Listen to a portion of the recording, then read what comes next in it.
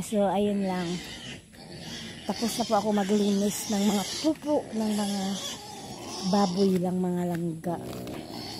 Pero yung 5 na yun, hindi pa kasi kailangan kong pakainin muna para, kasi kung hindi ako kung maglilinis ako dyan tapos hindi pa ako nagpapakain, doon sila sa akin, no? Habang naglilinis ako,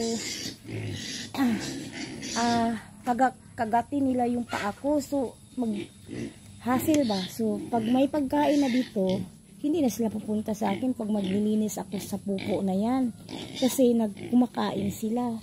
So kahit mamaya na lang pagkatapos nito lang dito yung 3 na ito, kasi kapag iiwanan ko to, shocking ka na lang ilang minuto, marami ng manok. So yung makain sana sa baboy, nakakain ng manok, di ba?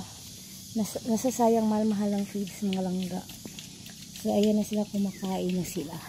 Alam mo yung advantage talaga langga na tayo ang mag-aalaga at magpapakain sa mga biik natin.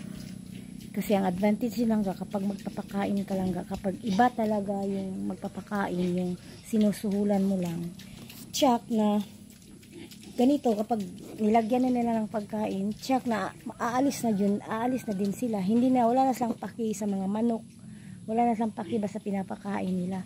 So mababawasan yung pagkain ng baboy. So reality naman talaga niya lang. Kahit ako, kung hindi ako may-ari nito, nakakapagod din, laging nagbabantay no, hanggang matapos niya. Tapos hindi siya matagal matapos ang kumakain yung baboy. Kaya yun talaga reality, hindi natin magagalit natin reality yan, no, sa atin.